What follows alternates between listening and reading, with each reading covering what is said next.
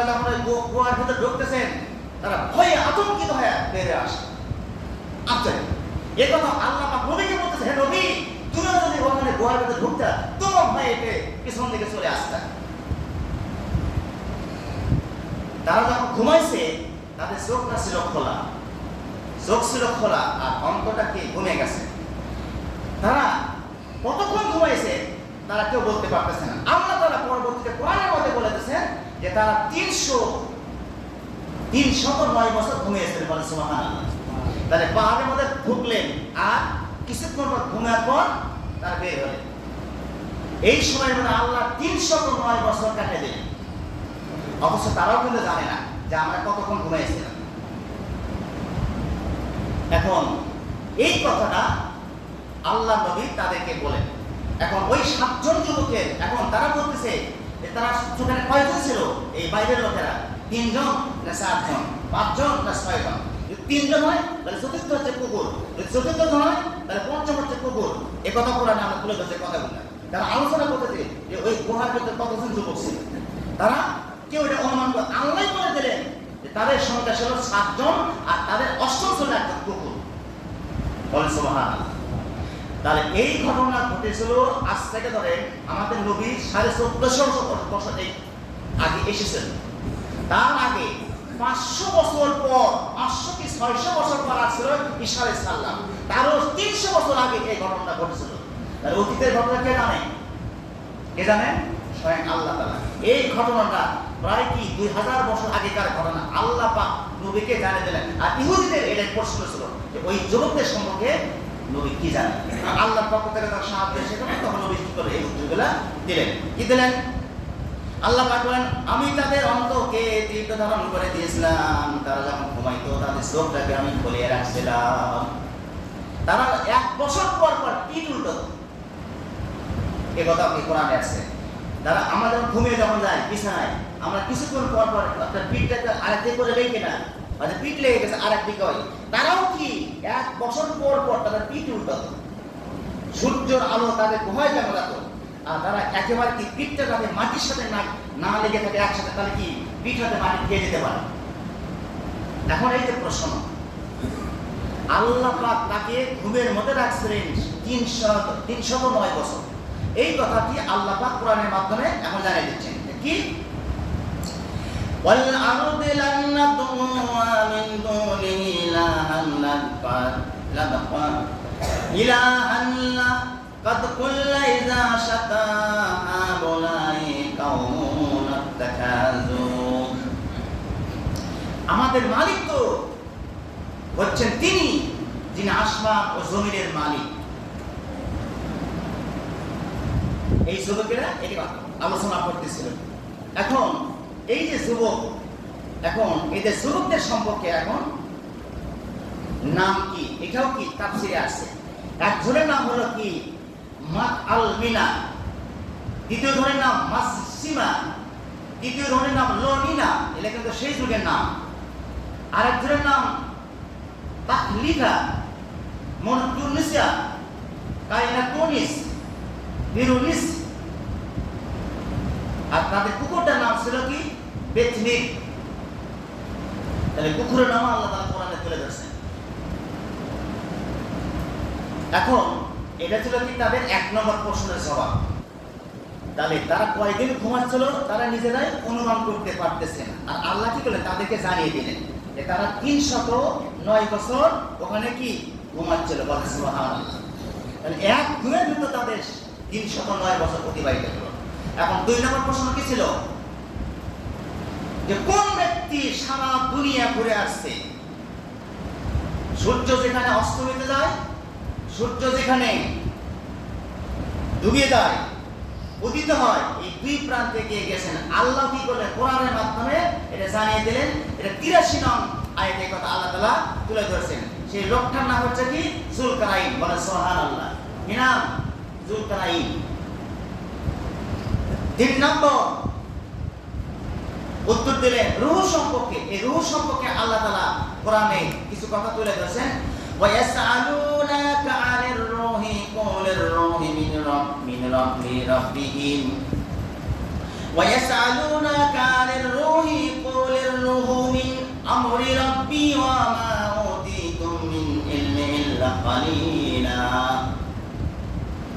যে নবী আপনি তাদেরকে জানিয়ে দেন রুহুটা হচ্ছে কি একটা আল্লাহর আদেশ। বলেন সুবহানাল্লাহ। রুহুটা কি? একটা আল্লাহর আদেশ। আমি আপনি যখন এই পৃথিবীতে আগমন করব, আগমন করার আগে আল্লাহ তাআলা আমাকে আপনাকে কিভাবে সৃষ্টি করলেন? পিঠা মেরুদণ্ডের নির্যাস পানি নিলেন এবং মায়ের বক্ষের পানি নিয়ে মায়ের উদরে স্থাপন করে দিলেন। ওখানে তিল তিল করে একটা ওই পানিটাকে আল্লাহ তাআলা একটা রক্তের পিণ্ড বানায়, এরপর কিছুদিন পর একটা গোস্তের টুকরা বানায়, আবার কিছুদিন পর একটা মাংস পিণ্ড বানায়, ওখানে একটা বডি তৈরি করে। এরপর বডি যখন হয়ে যায় তখন ওখানে হাত চোখ কান সব এসে যায়। তখন এসে যায় তখনই আল্লাহর রূহ ওখানে এসে যায়। বলেন সুবহানাল্লাহ। এই রূহটা হচ্ছে কি আল্লাহর আদেশ। কি আদেশ? মানুষ যখন মারা যাবে, আল্লাহর আদেশটা যখন তুলে নেওয়া হবে তখন তার মৃত্যু হয়ে যাবে। আমি আপনি যখন এই পৃথিবীতে আসার আগে ছিলাম কোথায়? আলমে রূহের জগতে। আমাদের আত্মাগুলিকে আল্লাহ একটা প্রশ্ন করেছিলেন, আলাস্তু বিরাব্বিকুম, আমি কি তোমাদের রব নই?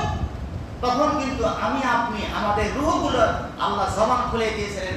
আমরা বলেছিলাম ক্বালু বালা, আপনি আমাদের রব, আপনি আমাদের পালনকর্তা। বলেন সুবহানাল্লাহ। এই কথা যে ওখানে বলে আছে সে কথা কি আমাদের মনে আছে? মনে নাই। এই যে ওই 7 জন যুবক তারা যখন ওখানে গাছতলায় যাচ্ছিল একত্রিত হচ্ছে, কিন্তু কেউ তার মনে কথা বলতেছে না যে আমি আল্লাহকে বিশ্বাস করি, যদি আমি প্রকাশ করি রাজার কাছে সংবাদ যায় রাজা আমাকে মেরে ফেলবে। ওনারা মানে গোপন রাখতেছে, আমিও বলবো না, কিন্তু আল্লাহ পাক তাদের রূহগুলোকে আলোকের রূহের মধ্যে একটা মিলন করে দিয়েছিল। বলেন সুবহানাল্লাহ। রূহ আর একটা রূহের সাথে কথা বলেছিল। বলেন সুবহানাল্লাহ। আমরা কি এটা বলতে পারবো? তাহলে Quran is the complete code of life. Quran হচ্ছে কি একটা পূর্ণাঙ্গ জীবন বিধান। এর মধ্যে সব পাবে না, সব পাবে। তাহলে আল্লাহর পক্ষ থেকে জিবরাইল সালামের মাধ্যমে নবীর মাধ্যমে উত্তর দেওয়া। তখন এই কুরাইশের লোকেরা কি করলেন? অনেকেই ইসলাম কবুল করে। বলেন সুবহানাল্লাহ। আবার অনেকেই বিরোধিতা শুরু করে দিলেন। আর যারাই বিরোধিতা করে দিলেন তারা হয়ে গেলেন জিরো। আর যারা ইসলাম মেনে চললেন, ইসলাম কবুল করলেন, তারা হয়ে গেলেন হিরো। বলেন সুবহানাল্লাহ। তাদের মধ্যে একজন কি ছিল? হযরত ওমর রাদিয়াল্লাহু আনহু। যে ওমর নবীর মাথা কাটার জন্য, কাল্লা কাটার জন্য নবীর বাড়ির দিকে রওনা হয়েছে। দারুল নদওয়ার বই থেকে সিদ্ধান্ত আছে, তোমাদের মধ্যে কে পারবে মুহাম্মদ সাল্লাল্লাহু আলাইহি ওয়াসাল্লামের মাথা আমাদের সামনে এনে দিতে? যে এনে দিতে পারবে তাকে 100টা উট পুরস্কার দেওয়া হবে। চিন্তা করেন তো, 100টা পুরস্কার দেওয়া হবে। আবু জেহেল ঘোষণা করলেন দারুল নদওয়ার বইটাকে, তাদের একটা সিদ্ধান্ত নেওয়া হলো। তখন হযরত ওমর রাদিয়াল্লাহু আনহু কি করলেন? একটা রাঙ্গা তরবারি নিলেন। রাঙ্গা তরবারি নিয়ে নবীর বাড়ির দিকে রওনা হয়েছেন। কারণ সেই সময় ওই যুবক ওমর ছিল বীর যোদ্ধা ছিল, তার সামনে কেউ যেতে পারত না।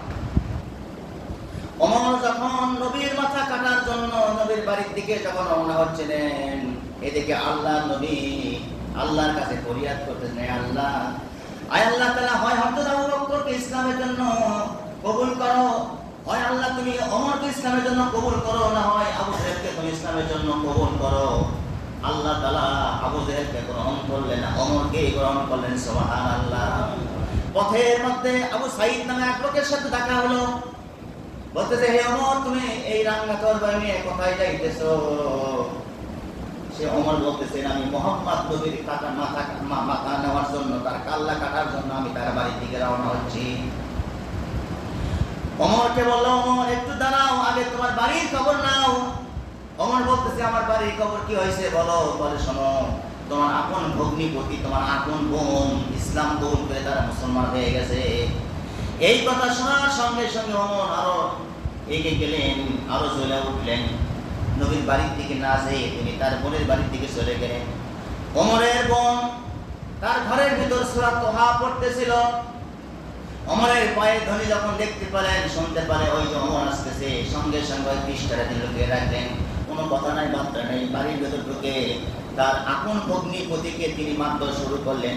এমন ভাবে মারতে মারতে রক্তাক্ত করে মাটিতে ফেলে দিলেন। তার আপন বোন তার স্বামীকে বাঁচানোর জন্য ভাইয়ের হাতকে বাধা দেওয়া হচ্ছে, ভাইকে বাধা দিচ্ছে, ভাই তুমি বেরো না। রাগের মাথায় তার বোনকেও তিনি মারা শুরু করলেন। দুইজনকে যখন রক্তাক্ত করে দিলেন, মাটিতে ফেলে দিলেন, এদিকে আল্লাহ নবী ওমরের জন্য দোয়া করতে যায়, আল্লাহ ওই তুমি খাত্তাবের ছেলে ওমরকে গ্রহণ করো, নাহলে তুমি আবু জেহেলকে তুমি ইসলামের জন্য গ্রহণ করে নেও। আল্লাহ আল্লাহ তাআলা কি করলেন, ওমরকে গ্রহণ করে হঠাৎ তার মনটা নরম হয়ে গেল। বলেন সুবহানাল্লাহ।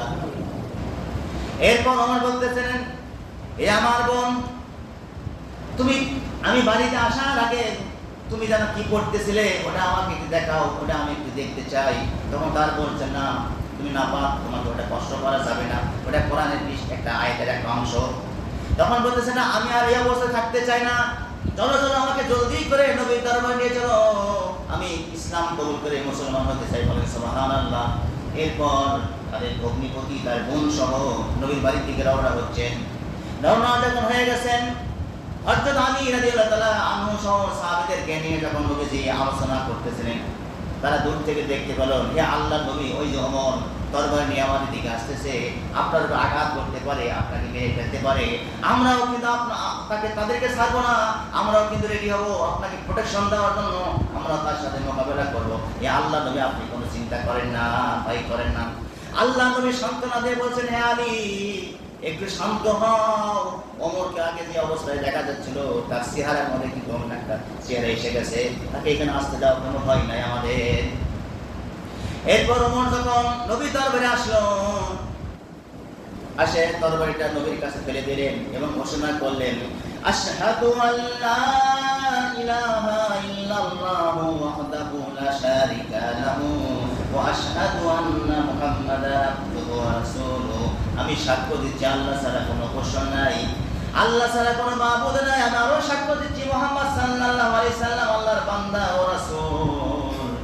বলেন সুবহানাল্লাহ। তখন সবাই খুশি হয়ে গেল। তখন ঘটনা সব খুলে বললেন যে, হে আল্লাহর নবী, আপনার মাথা কাটার জন্য আমাকে পুরস্কার দেওয়া হবে। আমি আপনার মাথা কাটার জন্য আমি রওনা হয়েছিলাম, কিন্তু আমার তরবারি এখন আপনার পায়ের কাছে ফেলে দিলাম। আজ থেকে হে আল্লাহর নবী, প্রকাশ্যে ইসলামে দাওয়াত দেন।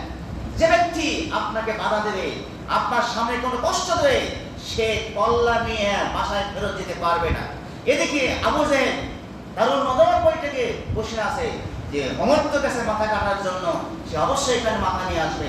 পরে সংবাদ পেল, না, সে তো মাথা তো কাটা দূরের কথা, সে তার সবকিছু উপেক্ষা করে দরবারে ফেলে দিয়ে আল্লাহ নবীর কাছে ইসলাম কবুল করে মুসলমান হয়ে গেছে। বলেন সুবহানাল্লাহ। এই ওমর পরবর্তীতে এমন আল্লাহ প্রেমিক হয়ে গেলেন, আল্লাহ নবী বলেছেন, আমি শেষ নবী, আমার পর আর কেউ নবী আসবে না। যদি আল্লাহ কাউকে নবী করতো, তাহলে আমার পরে ওমরই হতো কি নবী। বলেন সুবহানাল্লাহ। তাহলে ওমর ছিলেন কোথায় আর হয়ে গেলেন কোথায়? এই ওমর নবীর ইন্তিকালের পর হযরত আলী রাদিয়াল্লাহু আনহু একটা স্বপ্ন দেখতেছিলেন। এই স্বপ্ন দেখলেন যে মসজিদে গেলেন, একটা বুড়ি মানুষ এক পোটলা খেজুর নিয়ে গেছেন, যা বলতেছেন কি, হে ওমর, এই খেজুর তুমি খাও আর সবাইকে তুমি বন্টন করে দাও। স্বপ্নে একথা তিনি দেখতেছেন এবং স্বপ্নে তিনি দেখলে পারেন যে আলী নবীর কাছ থেকে একটা খেজুর গ্রহণ করলেন। খেজুর গ্রহণ করার পর নবীকে আলী বলতেছেন, হে আল্লাহ নবী, আমাকে আর একটা খেজুর দেন। আল্লাহ নবী একটা খেজুরই দিলেন। এটা কিন্তু স্বপ্নের কথা। তখন ওই খেজুর খাইতেছে, খাইতে খাইতে জিভা তার স্বাদ লেগে আছে, হঠাৎ ফজরের আযান শুনে তার ঘুম ভেঙে গেল। দেখা জিভা তার খেজুরের স্বাদ দেওয়া আছে, নবীর দেওয়া হাত দেওয়া সেই খেজুর। তিনি ওযু করে যখন নামাজ পড়ার জন্য মসজিদে গেলেন, এরপর নামাজ পড়ার পর যখন মসজিদ থেকে বের হচ্ছিলেন, হঠাৎ দেখা গেল একটা বুড়ি মানুষ মসজিদের সামনে এসে হাজির হয়ে গেল। হাজির হয়ে বললেন, ওমর তখন ছিলেন মুমিনুন, ইমামতি করতেছিলেন, খলিফা ছিলেন, বলতেন, হে আমিরুল মুমিনিন, এটা আমার নতুন গাছের খেজুর, তুমি নিজে খাও এবং সাহাবীদের মধ্যে বন্টন করে দাও।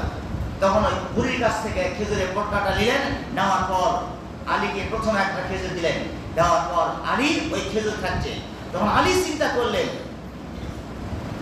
যে আমি ঘুমের ভেতর যে খেজুরটা খেয়েছিলাম, এই খেজুরের স্বাদ আবার সেই খেজুরের স্বাদ একই লাগতেছে, খুব সুস্বাদু লাগতেছে।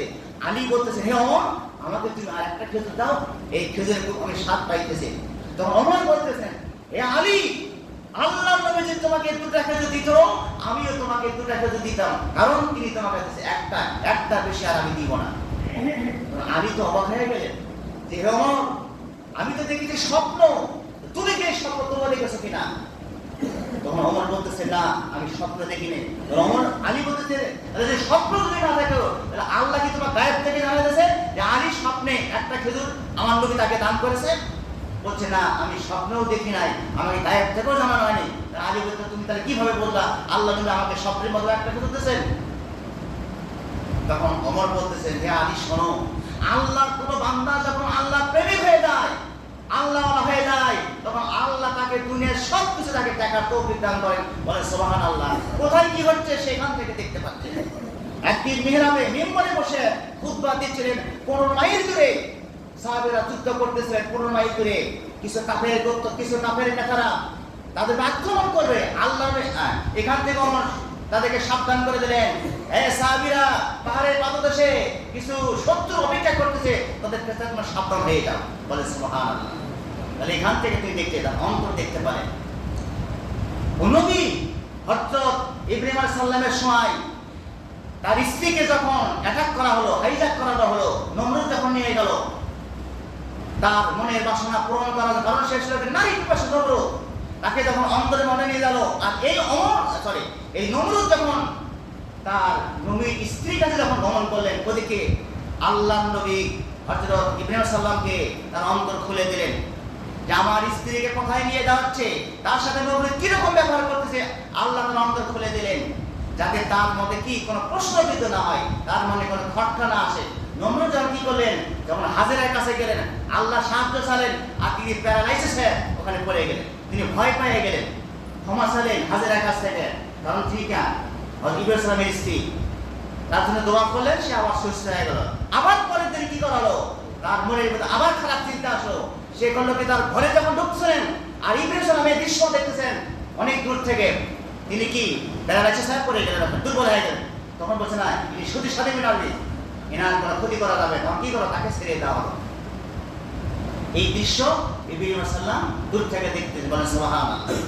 তাহলে যারা আল্লাহ হন, প্রেমিক হন, তাদেরকে আল্লাহ একটা দেখার শক্তি দিয়ে দেন, কোথায় কি হচ্ছে এটা তারাই দেখতে পায়।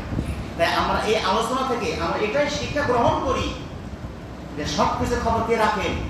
সর্বশক্তিমানকে, সর্বজান্তাকে, সকল ক্ষমতা কারস্য একমাত্র আল্লাহ তাআলা। জনগণকে বলা যাবে যে জনগণ সকল ক্ষমতাধর্ষ, আপনার ঈমান চলে যেতে পারে। সকল ক্ষমতার মালিক আল্লাহ। আল্লাহ যে সর্বজান্তা, তিনি সবকিছু খবর রাখেন। আমি মনে মনে কি চিন্তা করতেছি, আপনার মনে মনে কি চিন্তা আসতেছে, কেউ না জানে, আল্লাহ তাআলা জানেন। তাই আসুন, আল্লাহ পাক কি করলেন, নবীর মাধ্যমে এই কাফেরদের, ওহিদের, আলেমদের প্রশ্নের উত্তর দিয়ে দিলেন। তাহলে আমরা কোরআন থেকে এই জ্ঞানগুলো অর্জন করি। আল্লাহ যেন আমাদেরকে সহিভাবে দ্বীনের উপর টিকে থাকার তৌফিক দান করেন। আমরা সবাই বলি আল্লাহুম্মা আমিন। যারা আমরা সুন্নাত পড়লে শুধু সালাত আল্লাহ যেন করে নিই।